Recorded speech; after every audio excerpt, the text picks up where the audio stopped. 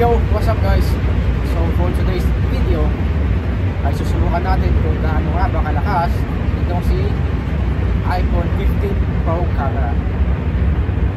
Susubukan natin yung galing niya kung gaano nga ba kalayo o gaano nga ba kaganda ang kanyang buha sa matuluan. So lalabas tayo, akit tayo doon kasi malapit na kami sa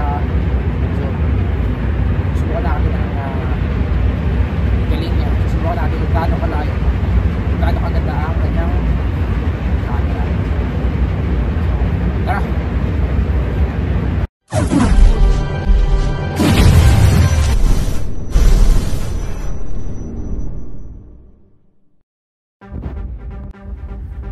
So, andito na tayo sa labas.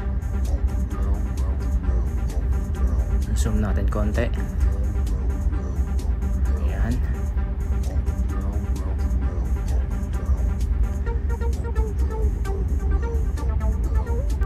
Bale, may option dito ng instant times 1, times 2, times 5. Pero yung pinaka maximum limit nito guys sa zoom niya is times 15.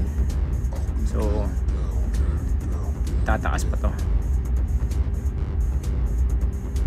So haba pa, lalayo pa ang kanyang mararating. So over na, maghanap tayo ng target. Sana ay makita tayong ibon na lumilipad para masubukan natin kung gaano siya layo. Ayun, meron tayong ibon. So target lock na natin yan. Ayan, zoom na natin sa maximum. Times 10, times 11, 12, 13, 14, 15. Ayan, maximum. Naka maximum na yan, times 15. So na natin siya kung saan siya pupunta. Bali, napakalayo na ito guys. Malayo na yung ibon na yan. Mga 3 or 4 miles or more than 5 miles yan siguro.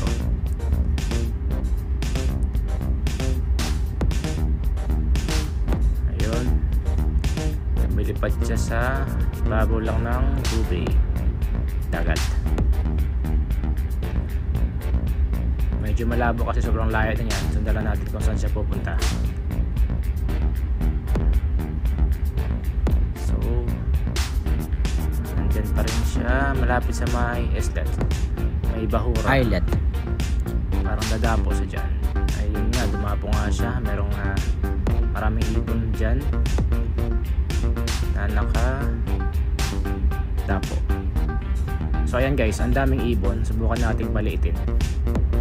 So see, hindi mo na makakita ang ibon kapag naka normal focus siya.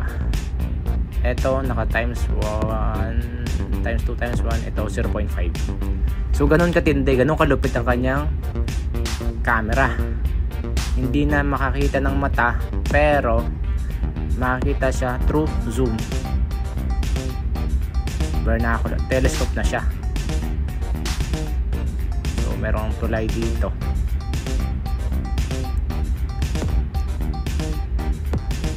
Try natin i-zoom. Ayan, may mga sasakyan. Medyo malayo pa yung tulay na to, pero papasok kami dito. Medyo malamig na rin sa labas. Naninigas na yung kamay ko. Pero try pa rin natin makahanap ng panibagong target dito. Sasakyan. Merong papasok ng tulay. Ayan. Try natin maya maya. Palagpasin muna natin yung tulay nito. Pagka nakalagpas na, doon tayong mag video sa malayo. So yun, ganun guys kalupit ang kanyang camera. Subukan natin dito sa bundok. Doon sa tuktok merong antenna. Naka maximum zoom na yan siya, times 15. Tapos pagka hindi naka-zoom, ayun, halos hindi na makita ng mata. Ganun kalupit ang kanyang camera. Camera ni iPhone 15 Pro Max. Nasa 48 megapixel ata to. So mas lamang siya kay Actually same lang sila ni iPhone. So magkaiba sila ni iPhone 14 Pro Max. Si iPhone 15 meron siyang 5 times telephoto, while si iPhone 14 Pro Max naman is meron lang siyang 3 times magnification.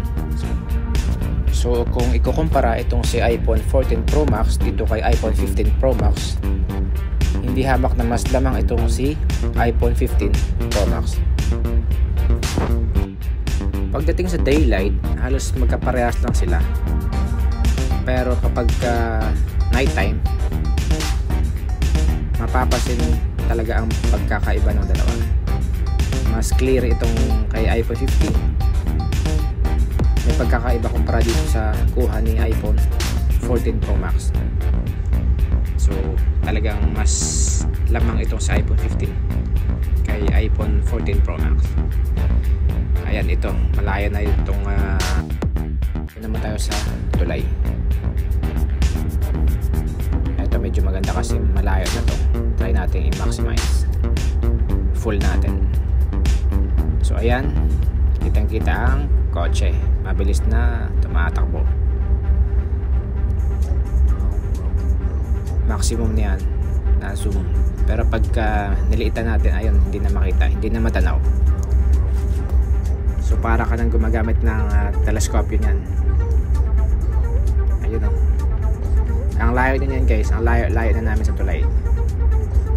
Pero pagka sinum mo, maximum na zoom, makikita mo. Ayan. Ayan ang tulay.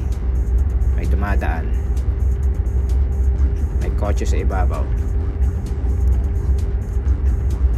Kitang kita yung kotse. Pero kapag ka naka normal focus, hindi naka-zoom, ayan, wala ka na makita. Hindi na rin halos makita ng mata. So ganun kalupit si iPhone 15 Pro Max. So far si iPhone 15 Pro Max ang talagang pinaka the best na cellphone guys sa buong mundo. Wala nang tatalo pa dito. Yun nga lang, may kamahalan pa rin, lalo na ngayon.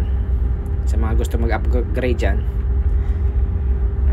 kung kaya naman, pasok sa budget, why not? Pero kung hindi, sa iPhone 15 na lang na hindi Pro. Yun nga lang, kapag Pro, may lamang talaga.